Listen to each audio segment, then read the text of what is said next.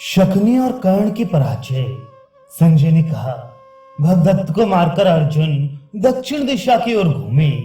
उधर से गांधार राज तुगल के दो पुत्र वृषक और अचल आ पहुंचे तथा दोनों भाई युद्ध में अर्जुन को पीड़ित करने लगे। एक तो अर्जुन के सामने खड़ा हो गया और दूसरा पीछे। फिर दोनों एक साथ तीखे बाणों से उन्हें बींधने लगे। तब अर्जुन ने अपने पहने बाणों से वृषक के सारथी धनुष, छत्र, ध्वजा, रथ और घोड़ों की धज्जियां उड़ा दी तथा नाना प्रकार के अस्त्रों और बाण समूहों से बींधकर गंधार देशीय योद्धाओं को व्याकुल कर डाला। साथ ही क्रोध में भरकर उन्होंने 500 गांधार वीरों को यमलोक भेज दिया। वृषक के रथ के घोड़े मारे जा चुके थे, इसलिए उससे कूदकर वह अपने भाई अचल के रथ पर जा बैठा और उसने दूसरा धनुष हाथ में ले लिया। अब तो वे वृषक और अचल दोनों भाई बाणों की वर्षा करके अर्जुन को बींधने लगे। वे दोनों रथ पर एक दूसरे से सटकर बैठे थे। उसी अवस्था में अर्जुन ने एक ही बाण से दोनों को मार डाला। दोनों एक साथ ही रथ से नीचे गिर पड़े। राजन, अपने दोनों मामाओं को मरा देख आपके पुत्र आंसू बहाने लगे। भाइयों को मृत्यु में पड़ा देख सैकड़ों प्रकार की माया जानने वाली शकुनी ने श्री कृष्ण और अर्जुन को मोह में डालने के लिए माया की रचना की। उस समय समस्त दिशाओं और उपदिशाओं से अर्जुन पर लोहे के गोले, पत्थर, शतघ्नी, शक्ति, गदा, परिघ, तलवार, शूल, मुदगर, पट्टेश, रिष्टि, नख, मूसल, फरसा, छुरा, छुरप्र, नालिक, वत्सदंत, अस्थि संधि, चक्र, बाण और प्रास आदि अस्त्र शस्त्रों की वर्षा होने लगी।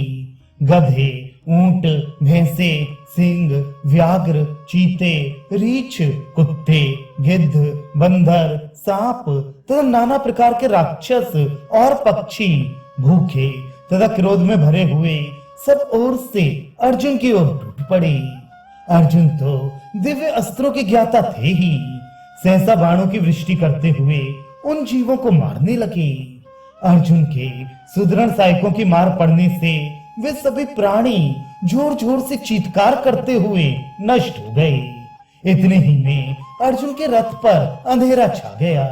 उसमें से बड़ी क्रूर वाणी सुनाई देने लगी, परंतु उन्होंने ज्योतिष नामक अत्यंत उत्तम अस्त्र का प्रयोग करके उस भयंकर अंधकार का नाश कर दिया। अंधेरा दूर होते ही वहां भयानक जलधाराएं गिरने लगी। तब अर्जुन ने आदित्य अस्त्र का प्रयोग करके वह सारा जल सुखा दिया। इस प्रकार शकुनी ने अनेकों प्रकार की मायाएं रची, किंतु अर्जुन ने हंसते हंसते अपने अस्त्र बल से उन सब का नाश कर दिया। जब संपूर्ण माया का नाश हो गया और शकुनी अर्जुन के बाणों से विशेष आहत हो गया, तब वह भयभीत होकर रणभूमि से भाग गया।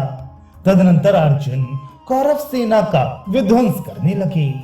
वे बाणों की वर्षा करते हुए आगे बढ़ते चले जा रहे थे, किंतु कोई भी धनुर्धर वीर उन्हें रोक न सका। अर्जुन की मार से पीड़ित हो आपकी सेना इधर उधर भागने लगी। उस समय घबराहट के कारण आपके बहुत से सैनिकों ने अपने ही पक्ष के योद्धाओं का संहार कर डाला। अर्जुन हाथी, घोड़े और मनुष्यों पर उस समय दूसरा बाण नहीं छोड़ते थे। एक ही बाण से आहत होकर वे प्राणहीन हो धराशायी हो जाते थे। मारे गए मनुष्य, हाथी और घोड़ों की लाशों से भरी हुई उस रणभूमि की अद्भुत शोभा हो रही थी। सभी योद्धा बाणों की मार से व्याकुल हो रहे थे।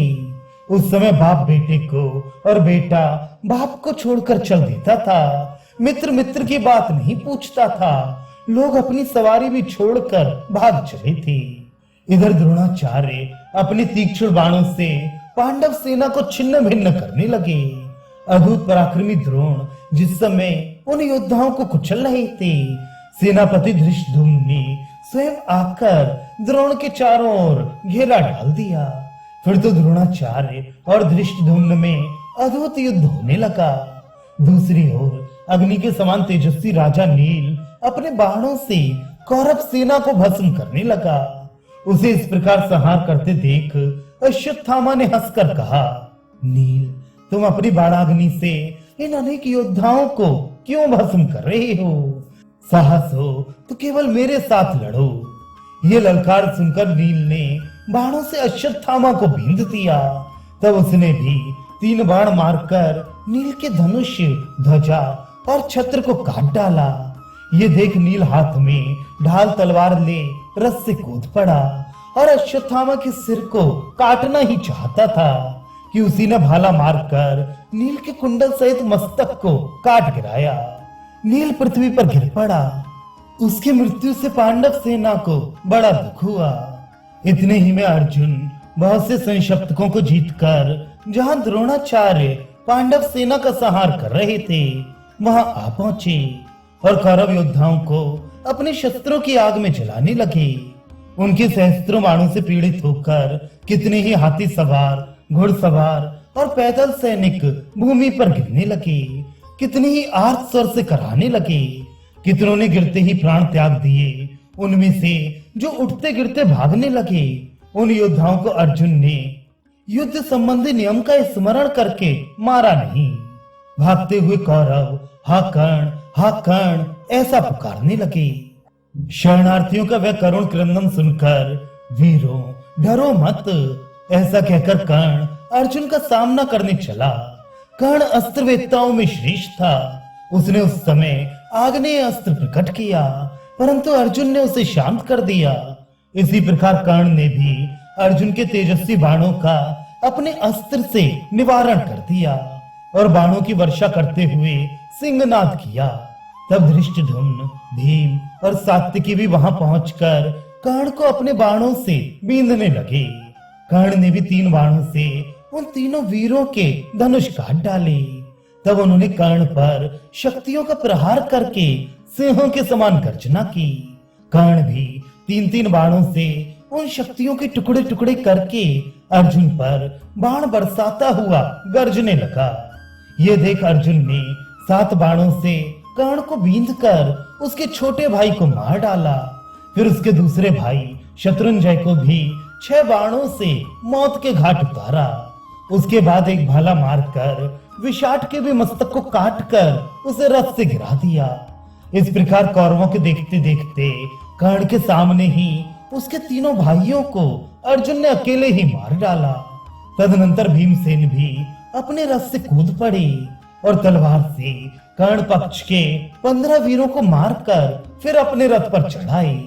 इसके बाद दूसरा धनुष लेकर उन्होंने कर्ण को 10 तथा उसके सारथी और घोड़ों को 5 बाणों से बींध डाला। इसी प्रकार धृष्टद्युम्न भी अपने रथ से उतरकर ढाल तलवार लिए आगे बढ़ा और चंद्रवर्मा तथा निषद देश के राजा बृहच्छत्र को मारकर पुनः रथ पर आ गया। फिर दूसरा धनुष हाथ में ले उसने सिंहनाद करते हुए 73 बाणों से कर्ण को बींध दिया। इसके बाद सात्यकी ने भी दूसरा धनुष उठाया और 64 बाणों से कर्ण को बींधकर सिंह के समान गर्जना की। फिर 2 बाणों से उसने कर्ण का धनुष काट दिया और 3 बाणों से उसके बाहुओं तथा छाती में प्रहार किया। कर्ण सात्यकी रूपी समुद्र में डूब रहा था। उस समय दुर्योधन, द्रोणाचार्य और जयद्रथ ने आकर उसके प्राण बचाए। फिर तो आपकी सेना के सैकड़ों पैदल, रथी और हाथी सवार योद्धा कर्ण की रक्षा के लिए दौड़ पड़े। दूसरी ओर धृष्टद्युम्न, भीमसेन, अभिमन्यु, नकुल और सहदेव सात्यकी की रक्षा करने लगे। इस प्रकार वहां समस्त धनुर्धारियों का नाश करने के लिए महाभयानक संग्राम छिड़ गया। आपके और पांडव पक्ष के वीरों में प्राणों का मोह छोड़कर युद्ध होने लगा। इतने में सूर्य अस्ताचल को जा पहुंचा।